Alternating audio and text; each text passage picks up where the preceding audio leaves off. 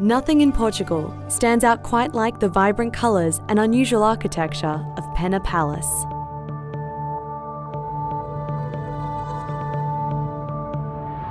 Pena National Palace is located within western Portugal's Sintra Mountains. Although the palace's varied design choices make it appear as though it has been built from multiple pieces of different castles, the building's unusual style is the result of an owner with extremely flamboyant tastes. The palace was owned by King Ferdinand II, who built it to serve as a summer home for Portuguese royals in the late 18th century. The castle itself is built around an old monastery and is made up of coloured sections, including a red clock tower and a yellow minaret. During the Revolution of 1910, the royals fled and the palace and its grounds were abandoned. It wasn't until the 20th century that it was restored by the state and earned itself a UNESCO Heritage Site designation. King Ferdinand's wide-ranging tastes have made Pena Palace a microcosm for all the styles of architecture the world has to offer.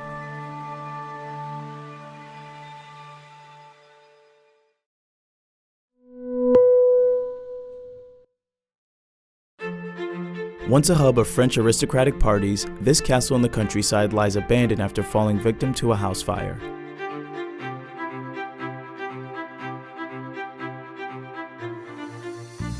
A few hours outside Paris are the remains of the Chateau de Lemont. The castle was built in the 14th century and was owned by French nobles. It was conquered twice by the British in the Middle Ages and was devastated during the French Revolution.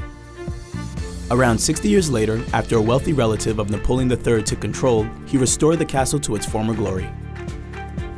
However, in 1932, just after central heating was installed, a violent fire broke out. Since the fire, the castle has been slowly taken over by nature. Trees have grown through the interior and vines crawl along the once sturdy castle walls. Though its fate is still uncertain, today there are efforts to save the castle, with a group raising money to restore the ruins.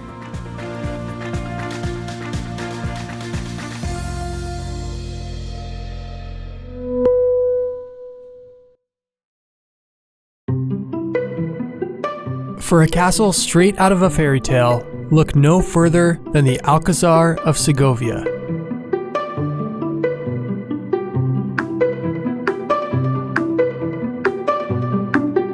Located in central Spain, the Alcazar of Seville is one of the country's most visited and distinctive landmarks. Built in the 12th century, the Alcazar has served many functions over the years: a fortress, a royal palace, a state prison, an artillery college, and most recently, a museum and military archive. However, its most famous function could arguably be that it served as an inspiration in some of the most iconic Disney films. The similarities between Segovia and Cinderella can be found in the building's brick facade, turrets, and location, perched high above the neighboring countryside. Walt Disney also went on to reproduce Segovia as the Queen's Castle in Snow White, with it appearing in the film in its almost exact form. If you can make it up more than 150 stairs to the top of the tower, you will be rewarded with stunning views fit for a queen.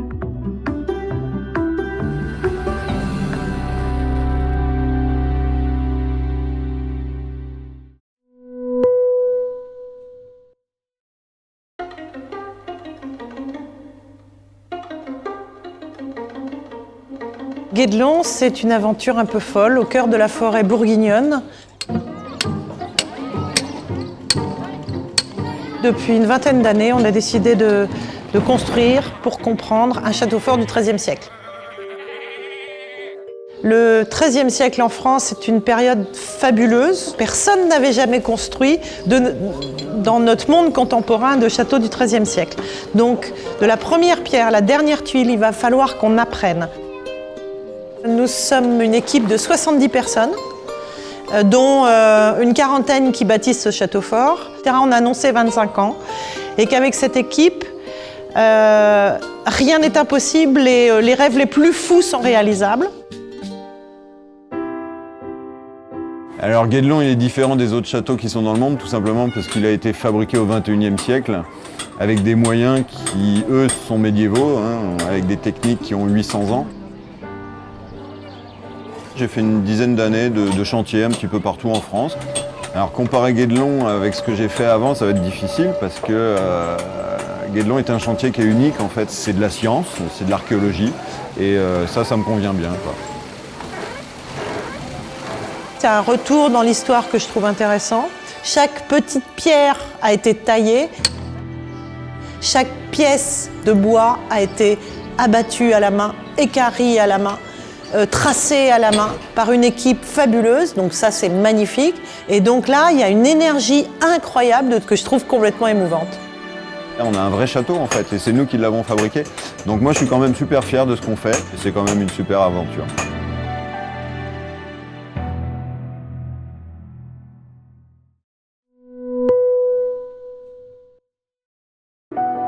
Coastal at one moment, isolated island at another, Mont Saint-Michel is incredibly stunning, no matter the tide. In between two powerful tides from Normandy and Brittany stands the Gothic-styled Benedictine Abbey, named after and dedicated to the Archangel Saint Michael.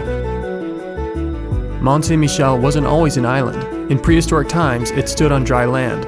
However, as sea levels rose, erosion reshaped the coast. Even today, it only sits 600 meters from land. Although it has less than 50 full-time residents, it is visited by more than 3 million people each year. The climb to see the Abbey isn't easy. It's around 900 steps. More than just a church on a rock, Mont Saint-Michel is a medieval time capsule and was one of the first monuments to be classed as a UNESCO World Heritage Site back in 1979.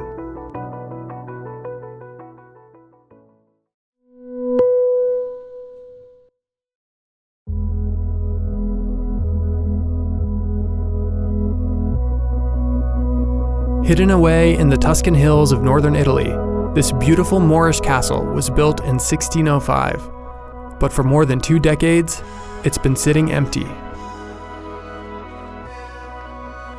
There are 365 rooms in the Castello di Samazzano, one for every day of the year. The Moroccan-style palatial villa is a labyrinth of exquisitely tiled rooms, each one intricately unique.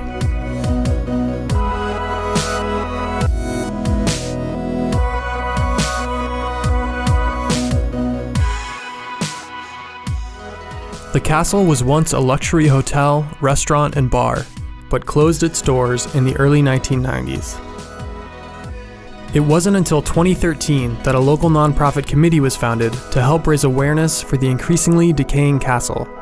They have no ownership of Samazzano, but they help to arrange and promote rare public openings.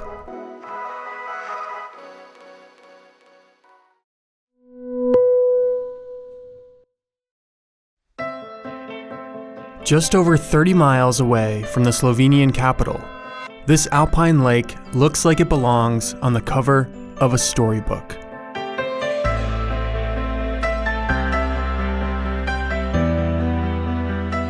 With a fairytale cliffside castle, an emerald green freshwater lake, and views of some of the highest peaks of the Julian Alps, Lake Bled and its island church make a postcard-perfect scene. To visit the Assumption of Mary Church, you must catch a ride on a wooden boat known as a plenta. Plentas have been taking visitors to the island in the middle of the lake for centuries. Once reaching the island, it's a 99 stone-step climb to reach the entrance to the church. It is said that if a groom could carry his bride up these steps and ring the wishing bell at the top, the marriage would be a happy one. The church is most famous for this bell, which was made in the early 16th century and is said to be a gift from the Pope. Legend has it this was the church's second bell.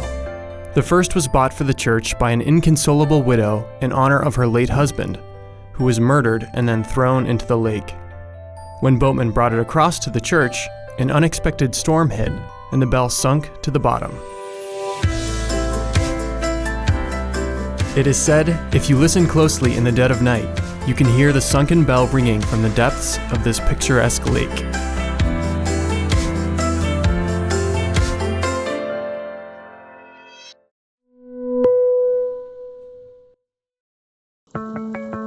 Deep inside the Greco-Roman city of Hierapolis lies the most relaxing and the most visited site in all of Turkey. From a distance, Pamukkale's cascading white pools seem to resemble a castle of fluffy cotton. But upon closer inspection, they reveal themselves to be solid limestone walls housing turquoise mineral-rich water. The site is fittingly called Pamukkale, which translates to Cotton Castle in Turkish. Housing 17 hot springs, they each range in temperature from 35 degrees to 100 degrees, perfect for soaking in. Pamukkale has been used as a natural bathing spot for centuries, especially since the water in each hot spring is filled with minerals. It was the Greek and Romans who discovered that these minerals potentially hold countless curative properties. According to many, the water brings benefits to the skin, eyes, and can assist with recovery from high blood pressure, making this cotton castle a very relaxing place to visit.